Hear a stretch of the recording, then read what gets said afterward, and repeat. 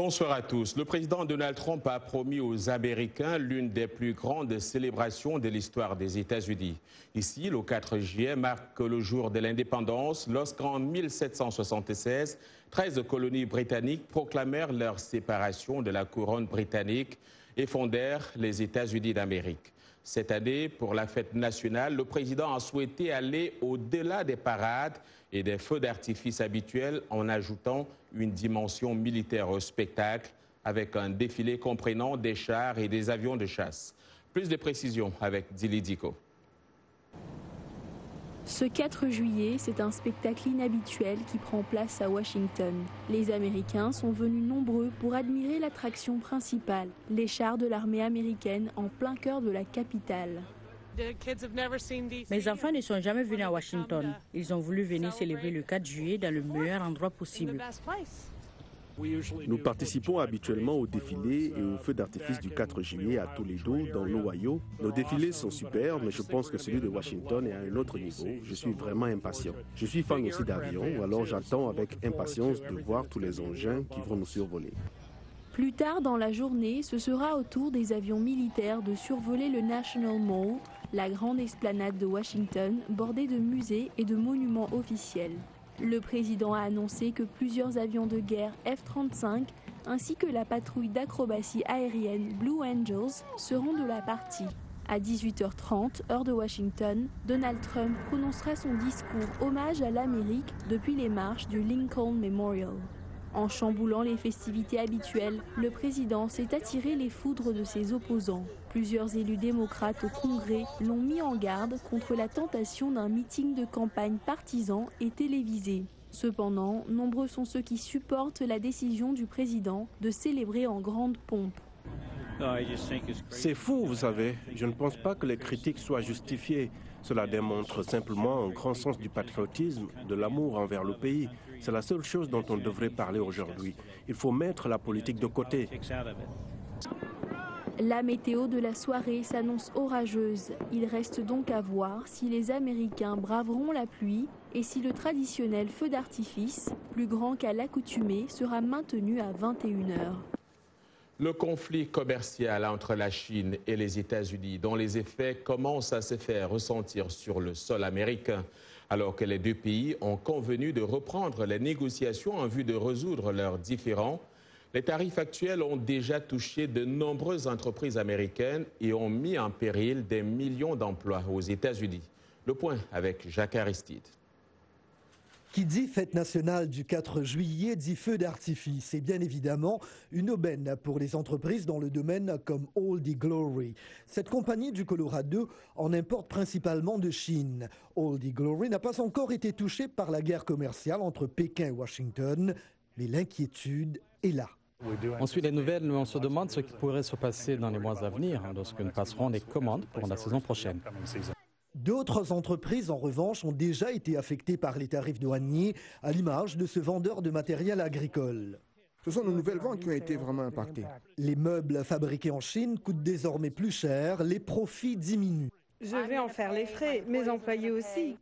Une étude de la Brookings Institution révèle que le conflit commercial met en danger plus de 2 millions d'emplois dans une quarantaine d'industries comme le plastique, la construction aéronautique et les produits pharmaceutiques. Mais il y a déjà eu des pertes d'emplois ailleurs, comme dans l'agriculture, à l'heure où de nombreuses entreprises tentent de se protéger durant cette période. Cette période de transition va être très perturbatrice et douloureuse pour les travailleurs. Des entreprises réétudient leurs projets d'expansion. Nous avons dû mettre l'embauche d'un responsable marketing de côté. D'autres revoient leur chaîne d'approvisionnement et envisagent de délocaliser la production de Chine aux États-Unis, mais la réalité est tout autre. Ce n'est pas aussi simple de dire « oh, fabriquez-le en Amérique », car franchement, la capacité de production de certains produits n'existe tout simplement pas. Une bataille tarifaire est une sorte de négociation barbare et il y a des dommages collatéraux des deux côtés. À Oldie Glory Fireworks, qui compte une centaine de travailleurs saisonniers, on attend de voir les nuages se dissiper très vite. Cet exemple de solidarité qui nous vient du Nigeria, près de 36 000 personnes ont fui le conflit qui frappe les zones anglophones du Cameroun depuis 2017 et sont entrés au Nigeria où leurs hôtes ont manifesté leur solidarité. Parmi eux, Suzanne Agbo, une réfugiée qui a trouvé du réconfort auprès de Lucia Ikuru, une veuve nigériane qui lui a ouvert la porte de sa maison, ainsi qu'à ses 8 petits-enfants. Les précisions de Blanche Sanou. Forcée de quitter son domicile dans la région occidentale du Cameroun, Suzanne ignorait ce qui l'attendait dans cette nouvelle aventure. Tout ce qu'elle savait, c'est qu'elle devait amener ses 8 petits-enfants dans un endroit plus sûr. Quand je suis arrivée au Nigeria, je restais chez des gens. 2 semaines ici, ensuite je quittais un complexe pour un autre. Je restais souvent 1 mois ou plus. J'ai longtemps erré avant de trouver refuge ici. Suzanne a eu la chance de rencontrer Lucia, une veuve nigériane qui vit à la frontière avec le Cameroun. Elle lui a ouvert les portes de sa demeure. Si cette femme va ailleurs et que quelque chose lui arrive, je me sentirai coupable. Je suis heureuse maintenant de l'avoir avec moi. Même si elle apprécie le geste de sa bienfaitrice, Suzanne espère tout de même que la situation s'améliorerait chez elle afin qu'elle puisse rentrer. En attendant, elle continue de s'adapter à sa nouvelle vie. Pour rappel, l'escalade du conflit dans les régions du nord-ouest et du sud-ouest du Cameroun a provoqué le déplacement de plus de 437 000 personnes dans le pays et de plus de 36 000 autres à l'étranger.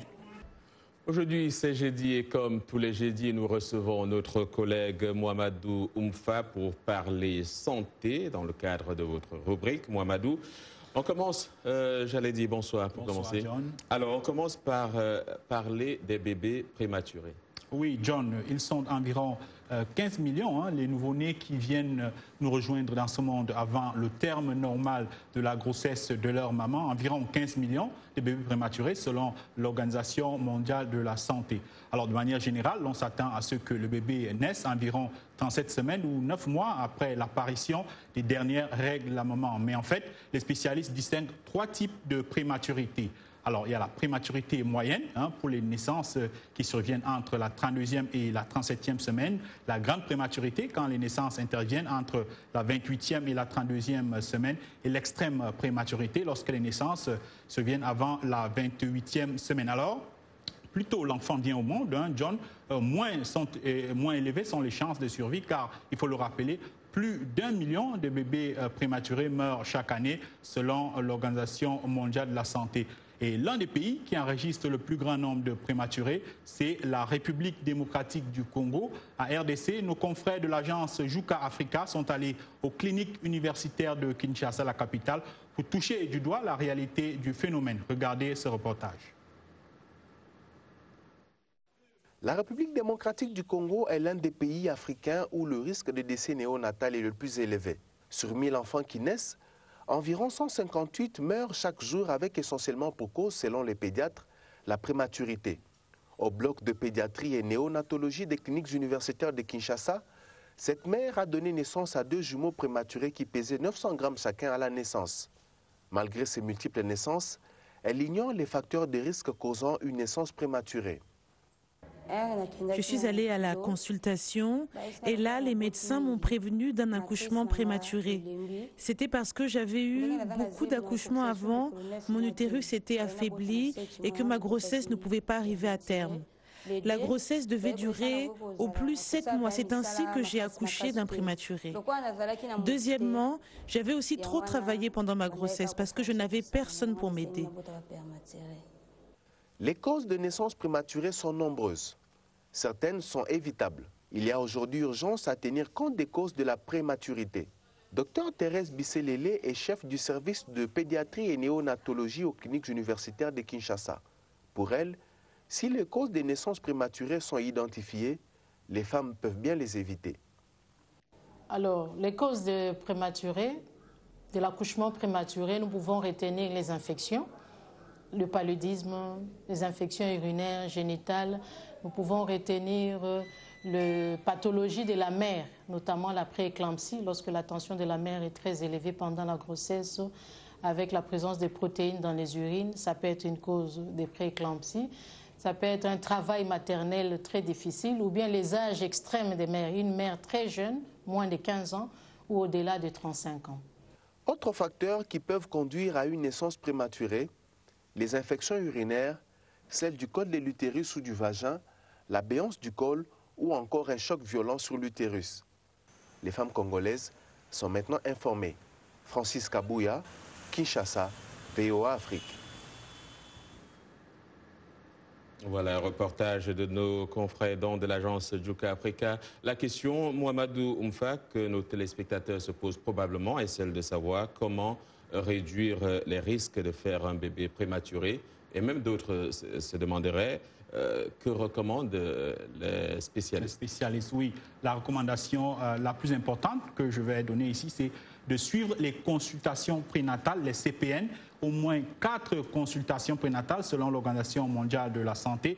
En effet, c'est pendant la grossesse de la maman que les facteurs de risque peuvent être détectés, des facteurs de risque qu'évoquait déjà le docteur Thérèse Bissessélé il y a quelques instants, des facteurs de risque qui sont très nombreux, par exemple les infections, le docteur l'a dit, il y a des antécédents en matière de naissance prématurée, le diabète, l'hypertension, le tabagisme, l'âge de la mère, le médecin l'a dit, soit moins de 15 ans ou plus de 35 ans, le fait de faire des travaux physiques pénibles, ce sont là donc quelques cas de situations qui peuvent provoquer les accouchements prématurés. Et c'est aussi pendant la grossesse et après l'accouchement que les parents recevront les conseils appropriés sur comment réduire les risques d'avoir un bébé prématuré, mais aussi comment s'occuper de ce type de bébé qui souvent, en raison de leur faible poids à la naissance, ont besoin de plus de chaleur et d'assistance pour donc se nourrir. Et John, il y a 2 nouvelles. On va terminer cette chronique santé par 2 nouvelles. La première nouvelle, c'est le chien robot dénommé Tombot. Une idée de Tom Stevens, un entrepreneur californien qui a imaginé le concept du chien robot après le diagnostic de la maladie d'Alzheimer chez sa maman en 2011. Alors ce chien robot que l'on peut apercevoir à l'écran qui répond aux commandes vocales et remue même sa queue. Il est conçu pour accompagner les personnes âgées et les personnes atteintes de la maladie d'Alzheimer et d'autres formes de démence, des personnes pour qui il est parfois difficile de prendre soin d'un chien ou d'un animal de compagnie. Signalons enfin que des chercheurs ont trouvé pour la première fois, John, un moyen d'éliminer le VIH du génome d'un animal infecté. Selon une étude publiée le 2 juillet dans la revue scientifique Nature Communications, dans le cadre d'une étude portant sur 29 souris, l'équipe a utilisé une combinaison d'un traitement antirétroviral modifié pour maintenir le virus à un niveau d'activité faible et d'une technique permettant d'extraire les gènes du VIH des cellules infectées. Alors, lors des divers tests, les scientifiques n'ont trouvé aucune trace de virus chez 30% des animaux. Et donc, pour ces chercheurs, cela montre, John, qu'il y a de l'espoir de trouver peut-être un jour un traitement pour guérir des personnes atteintes du VIH-Sida.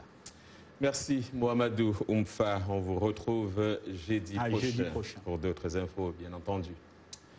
À présent, parlons de ces musiciens que vous avez peut-être déjà aperçus dans les stations de métro de New York.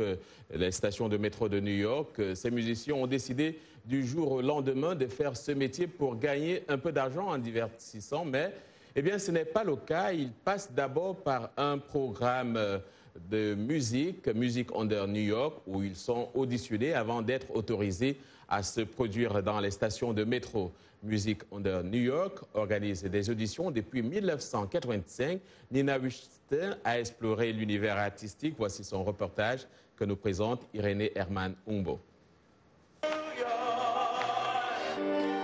Des prestations de musiciens dans des endroits bien fréquentés du métro new-yorkais. Merci beaucoup, c'était le numéro 1. Maintenant, le numéro 2 est Kenou, un violoniste de South Bronx. Cela fait partie de l'expérience du célèbre système de transport en commun de la ville. Avant que les artistes ne se produisent ici, ils doivent d'abord subir une audition en vue d'être orientés vers les endroits les plus prisés. J'en ai besoin pour l'argent. L'argent et plus de visibilité. Plus de 400 musiciens font déjà partie de la cacophonie mélodique des transports en commun de New York. Et le nombre ne cesse de s'accroître chaque année avec de nouveaux visages. Depuis janvier, plusieurs milliers de musiciens ont été auditionnés. Un peu plus de 300 ont atteint la finale et seulement 20 seront sélectionnés. Vous savez, des gens venus du monde entier circulent dans le métro, dans la ville de New York. Et si je peux leur offrir ma musique en tant que compositeur, ne serait-ce que pour seulement 5 secondes, j'aurais fait ce que tout compositeur aimerait faire. Vous ne connaissez pas ces gens, ils essaient d'arriver à leur destination. Beaucoup d'entre eux sont fâchés. Vous savez, ils sont pressés. Mais une fois que j'ai eu ce courage, j'ai senti que je devais le faire. J'ai commencé à mieux me connecter avec les gens, à plus communiquer avec les gens mieux qu'auparavant. La qualité du musicien, l'harmonie et la richesse de son répertoire sont les principaux critères de sélection. L'autre critère non moins négligeable est celui de la capacité de l'artiste à dominer le bruit des trains. Selon les responsables du programme, les juges sont stricts, équitables et viennent de tous les horizons. Parmi eux, producteurs et musiciens, acteurs et gestionnaires. J'aime la musique et l'art dans le métro. J'aime comment cela peut transformer votre voyage. Vous marchez seul et ce n'est peut-être pas le meilleur jour et vous entendez une chanson ou quelque chose qui vous parle ou vous voyez une belle œuvre d'art. Jazz, country et musique classique, en solo ou avec un groupe, le métro de New York a tout pour plaire. Voilà, nous nous retrouverons certainement là-bas aussi à Cuba. Et nous voici en sport. Après 2 jours de répit, la CAN reprend demain pour les 8e de finale. Bonsoir. Bonsoir John et bonsoir à tous et à toutes. Nous sommes effectivement à la veille du début des matchs des 8e de finale de la CAN. 2 cadeaux, le Sénégal et le Maroc vont donner le ton de la phase à élimination directe demain, respectivement face à l'Ouganda et au Bénin. Si les écureuils béninois doivent en partie leur présence à cette étape au jeu de repêchage des 4 meilleurs 3e, les crânes ougandais, eux, ont fini étonnamment 2e de leur poule A devant la RDC et juste derrière le pays hôte, l'Égypte. De quoi susciter de la méfiance chez leurs adversaires sénégalais. Suivez. Les Lions de la Teranga sortent des poules esquintées par une défaite face à l'Algérie 0-1 et surtout la blessure de plusieurs cadres. Face au Coriace Ouganda, le coach Aliou Cissé déplore l'absence de son gardien Edouard Mendy, forfait jusqu'à la fin de la compétition en raison d'une fracture à la main gauche, mais devrait enregistrer le retour de son défenseur central Salif Sané. L'Ouganda joue sa première phase finale de CAN depuis 1978 et a impressionné pendant la phase de poule avec une éclatante victoire 2-0 contre la RDC. Le coach Aliou Cissé le sait, la tâche sera difficile. Ils sont très structurés, comme je le disais tout à l'heure, très costauds, surtout défensivement. C'est le Kenya et la Tanzanie un peu plus forts, si je peux caricaturer comme ça. Bien avant ce match Sénégal-Ouganda, le Maroc sera opposé au Bénin à 16h temps universel. Les écureuils vont jouer leur premier match à élimination directe en 4 éditions de CAN. Ils devront faire sans leur attaquant vedette Steve Mounier, suspendu, et qui ont réussi à accrocher le Cameroun 0-0 et le Ghana 2-2 en phase de poule. Une belle lancée sur laquelle le 11 national béninois veut surfer. On prend les choses match après match. Aujourd'hui, on est là. C'est parce qu'on a mérité, je pense. On n'a pas volé notre place. Ils ne sont pas là par hasard et ils sont certainement très heureux d'être là. Et maintenant, pour eux, il n'y a plus grand-chose à perdre. Donc, à nous d'affronter ces responsabilités, d'être à la hauteur de nos ambitions surtout. Avec 3 victoires et aucun but concédé lors du premier tour, les Lions de l'Atlas ont le statut de favoris, même si les protégés d'Hervé Renard se sont pour le moment plutôt distingués par leur défense hermétique que par leur attaque flamboyante. Voilà, Yacouba, je crois qu'on va s'arrêter ici et on va se quitter avec ces images des célébrations du 4 juillet ici aux États-Unis. Bonsoir.